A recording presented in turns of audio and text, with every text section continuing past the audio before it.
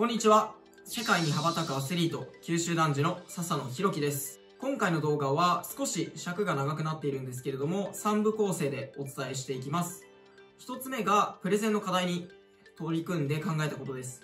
15分間のプレゼンテーションの課題を、結局レコーディング何回もやり直して、2時間くらい、それ以上ですかね、かけて撮ってたんですけど、全然うまく喋れずに、大学が提供しているアプリケーションがあるんですけど、もう編集でごまかそうと思って編集してたんですけど、そのアプリもうまく作動せずに、結局提出期限を過ぎてから提出をしました。そこで改めて、認知の側面から自分の能力とか、それを改善させるための努力っていうことについて考えてみました。2つ目は、今回イギリス大学院のオンライン面接の様子を一部公開しています。イギリスの大学院で面接はそもそも珍しいんですけれども、今在籍しているエディンバラ大学とは別の学校でオンライン面接がありました。その時全然話せていないんですけれども、その様子を公開しています。結局この大学からは面接後に条件付き合格をもらうことはできたんですけれども、IELTS の基準を満たすことができなかったので不合格になりました。3つ目が実際のプレゼンテーションです。で、これは課題を提出した後に取り直したもので、本番とは違ってカメラに目を向けて喋っていない、そのスライドを自分で見ながら喋っているので、多少はマシに話せているんですけれども、それでもあんまりうまくは話せていません。内容は少し変わっているところもあるんですけれども、以前日本語でも同じ内容のものをアップロードしているので、日本語で聞きたいという方はぜひそちらの方もチェックしてみてください。以上の3部構成になっています。自分のできること、得意なことをオープンにする方が自分にはメリットがありそうですけれども、今回自分のできない部分を公開しています。例えば、この程度でも大学院から合格がもらえるのかとか、過去にこれだけ英語が話せなくても1年で話せるようになるのかというふうに、これから海外留学に挑戦しようとか、英語を勉強しようとか、または心理学に興味のある方に参考にしていただけると幸いです。このようにこのチャンネルでは日本国内での実業団選手を辞めてボートの本場イギリスの大学院で活動する様子を発信しています。留学やスポーツ、海外生活に興味のある方はぜひチャンネル登録をよろしくお願いします。もともと撮影する予定だったわけじゃないんですけど、撮影しています。今日がプレゼンテーションの提出の日だったんですけど、12時が締め切りだったんですけど、とうとう提出せずに今過ぎています。というのも、僕日本語でもそうなんですけど、噛んだり言い間違ったりっていうのが結構多くて、英語だとなおさらそれがうまくいかなくて、ずっとやってたんですけど、結局、何回取り直してもうまくいかずに、じゃあもう仕方ない編集するかと思って、アプリケーションが準備されているものなんですけど、編集しようと思ったら編集もうまくいかずに、もうこれは無理だなと思って、一旦今日提出するのをやめました。最初は結構慌てましたけど、ちょっと冷静になって計算してみたら、この課題が全体の評定の 40% なんですね。で、それに対して、自分のじゃあ出来が、評価がどれぐらいつくかっていうと、多分 40% から 50% ぐらいだと思うんですよね。なので、16点から20点と考えると、1日遅れると 5% 点数が低くなるんですね。なので、16点だった場合は、だいたい15点になる。こんなに大きな損失にはならないかなというふうに、ちょっと冷静になってきました。その1点の重みが、じゃあ最終的にどれぐらい大きなものになるかわかんないですけれども、本当にもうカミカミで何回も言い間違ってるまま、出す方がさすがに点数が低くなるだろうと思って、一旦もう一回練習してやり直そうと思っています。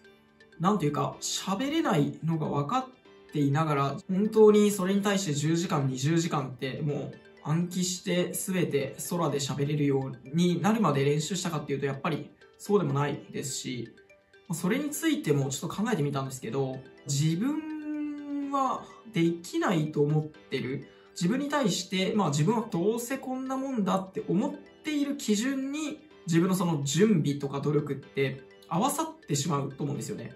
例えば、何の根拠もなく、じゃあ自分のプレゼンテーションはアメリカ大統領並みであると、あって当然だと思っていたとすれば、当然そのレベルでないとまずいので、そのレベルになるまで練習すると思うんですよね。でも、自分は留学生だし、全然英語喋れないし、ミスってもしょうがないし、うまくできなくてもしょうがないし、っていう程度の準備しかやっていなかったなっていう風に改めて思って、証拠があるとか理由があるとかは抜きにして、やっぱ自分はこういうレベルの人間である、こういう人間であるっていうものを先に持っておかないと、もう何をやってもうまくいかないなっていうことを改めて思っています。仮にネイティブだったら、こんなもんじゃまずいでしょうって多分思うと思うんですけど、わかりません。僕日本語でも噛んじゃうんで、全然日本語でもうまくいかなかったかもしれないですけど、自分のことをネガティブに捉える思考の癖が自分であると思ってて、それは結構プラスに働いていると思ってたんですよね、これまで。だからこそそれを埋めるためになんとか頑張るし、結果的に今基準は高いところにはなかったのかなってちょっと思ってるんですけど、自分は能力が低いと思うからこそ頑張ってきたところはあると思うんですけど、そのせいでネガティブに働いてることもあるなっていうふうに、そんな風に考えてみて、じゃあどうすればいいのかっていう話なんですけど、専門用語で言うと、オートマティックソートとかって言いますけど、その自動的な思考なんですよね。もうその自分はできないとか、自分はこの能力が低いとかっていうのは消せないので、そのことを全く無視して、自分でプラスのワードを自分に向けるっていうのがポジティブシンキングっていう考え方なんですけど、自分の能力がじゃあ低いっていうところで終わらさずに、それを受け止めて見つめて認めた上で、じゃあどういうふうにその言葉を書き換えようかなって思った時に、もう少し自分を尊敬してみようかなっていうふうに思って、自己肯定感って言葉僕あんまりなぜか好きじゃないので、できない自分がいて、できない自分なんだけど、このことに挑戦している、取り組んでいるっていう、その自分を尊敬してみようかなと、ちょっと考え方を変えてみようと思います。というわけで、プレゼンテーションやり直しです。もう少し練習して頑張ります。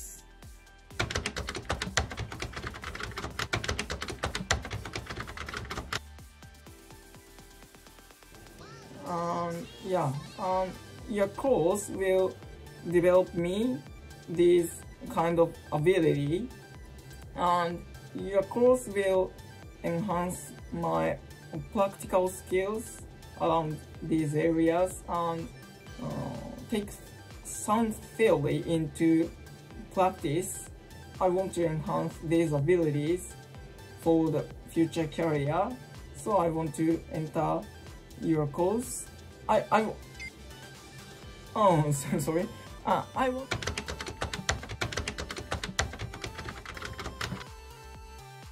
Hello everyone, my name is Hiroki Sasano. Thank you for coming to this presentation. Today, I'm going to talk about the goal setting theory. At first, let me introduce myself. I've been coxing for 16 years and a fastest record holder in Japan. As some of you may know, my career highlights include 3 Asian silver medals and 5 All Japan Championship wins in a row. I'm currently a postgraduate student at the University of Edinburgh, studying performance psychology. I'm passionate about coaching, higher performance, and mental well-being. Today's topic, the goal-setting theory, is one of coaching areas.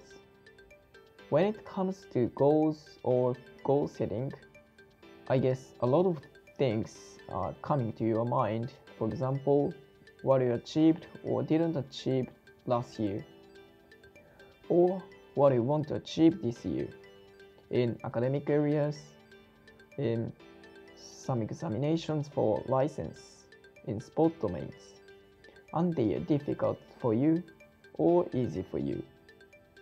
Whatever thoughts and feelings come up, it's okay, so let's keep going. I set 3 outcomes for this presentation.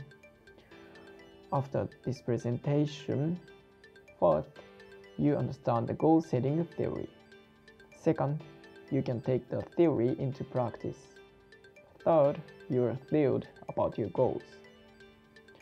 It's clear for me you are already excited about your goals and highly motivated them.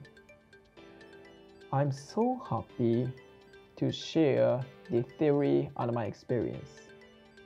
In this presentation, in the first half, I'll illustrate the theory and then I'll give you an example of 2K Ergo score. So please take part in this presentation with your goal in your mind. I'll send this slide by email, so you don't need to take notes at the moment. To begin with, I want to define the two words. First, goals. The end state that individuals try to achieve and the objectives or aims of their actions. Second, goal setting means a technique that works if properly implemented and works reliably to increase an individual and a team's performance. Importantly, goal setting is a technique, so you can perform better when you use the technique properly. There are 4 effects of goal setting. By setting goals, you can focus on actions related to goal and ignore irrelevant actions. Second, you can get energy to make an effort toward your goals. Third, you can get persistence. Fourth, you can discover and develop strategies. And there are 5 features in this slide in general domains. First, difficulty. Difficult but achievable goals are better than easy ones. Second, specificity. Specific goals are better than vague ones. Third, proximity. The combination of short-term and long-term goals are better. Fourth, goal source. There are 3 sources: self-set, participatively set, assigned. Self-set means set by those who want to achieve. Participatively means set by the goal pursuer and other related people.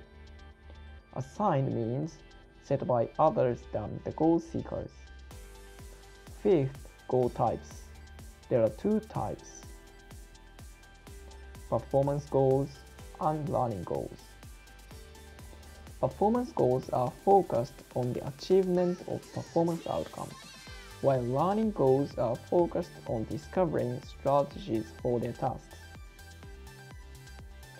However, there are some differences between general domains and sport domains. First, difficulty.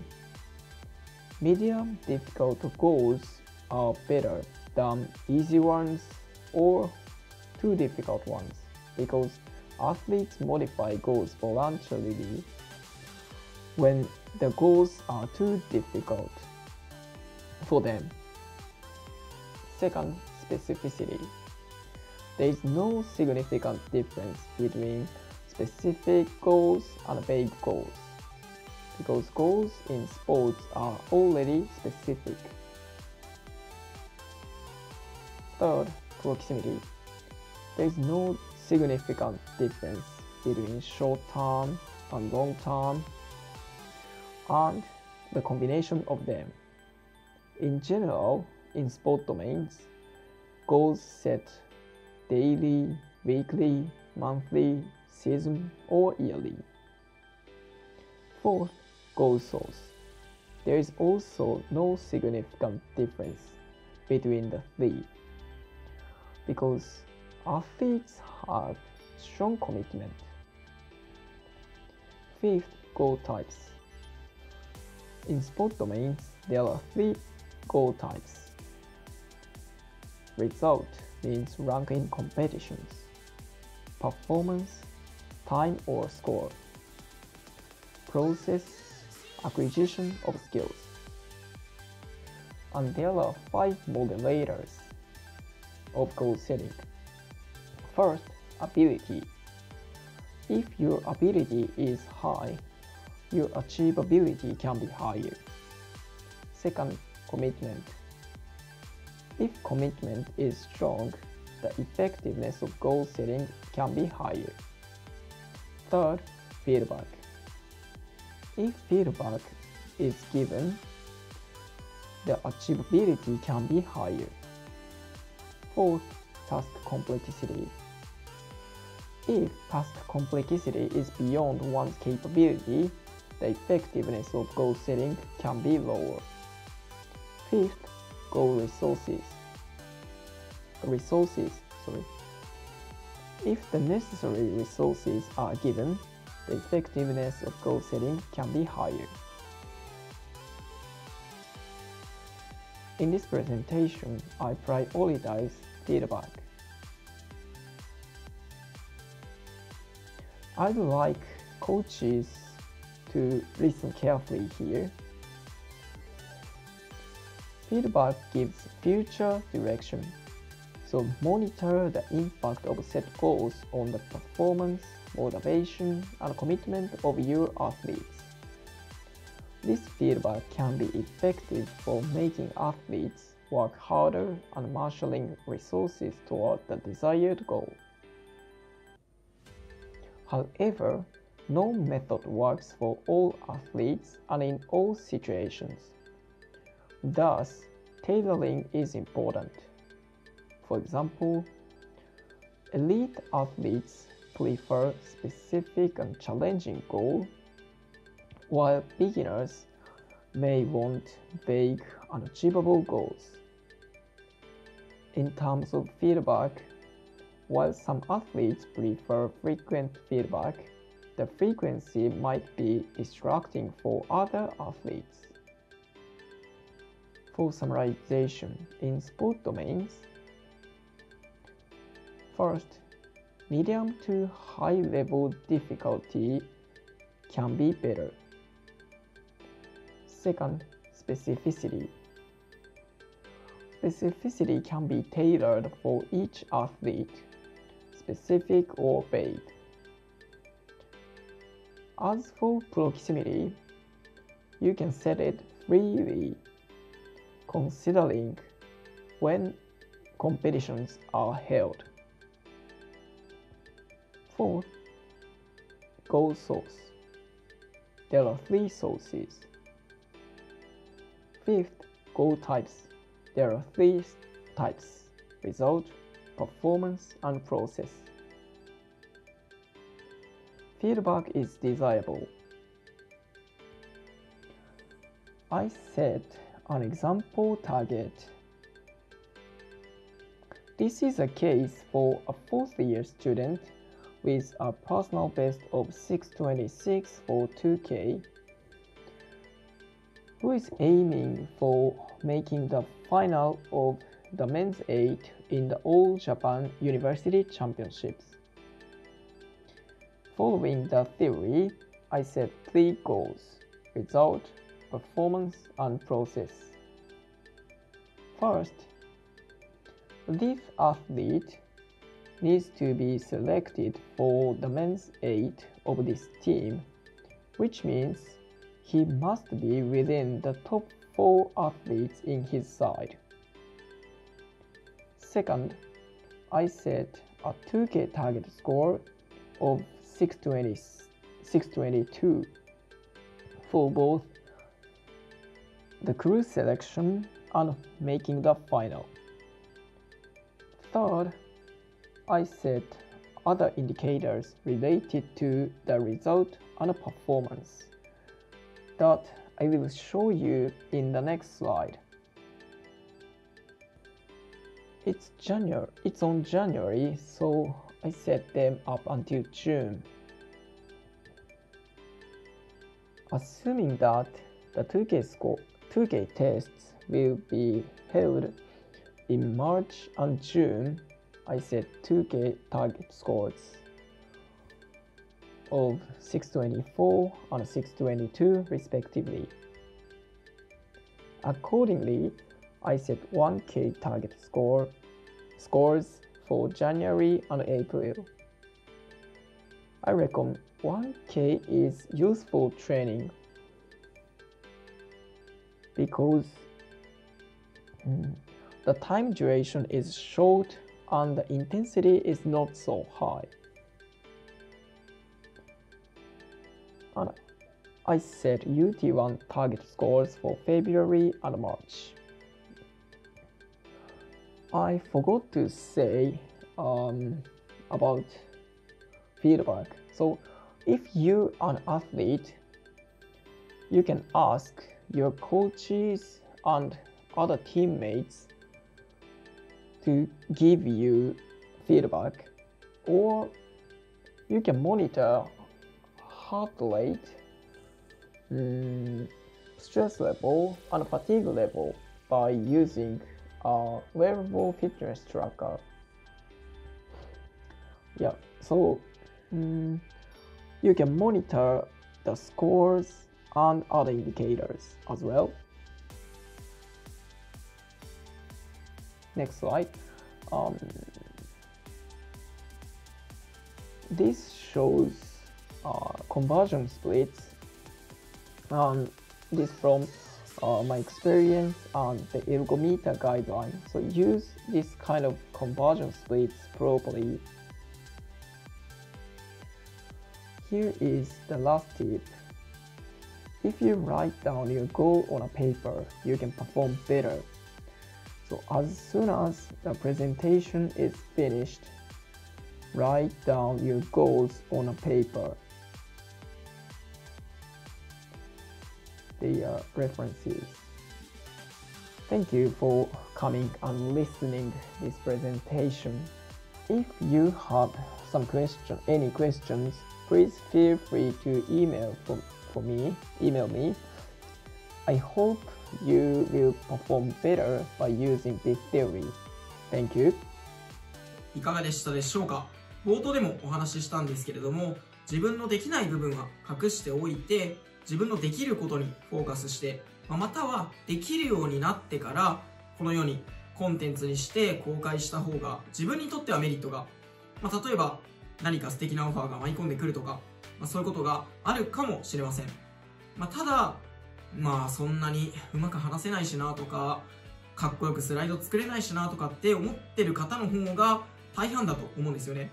そんな今悩んでる、もっとこうできればいいのになって思っているけど、それでも挑戦したい、何かに向けて自分を高めていきたいという方の励みになれば、参考になれば幸いです。今回の動画は以上になります。この動画がいいと思ってくれた方、ぜひグッドボタンとチャンネル登録をよろしくお願いします。それではまた次回の動画でお会いしましょう。Thanks for watching. Click the like button and subscribe to my channel. See you again.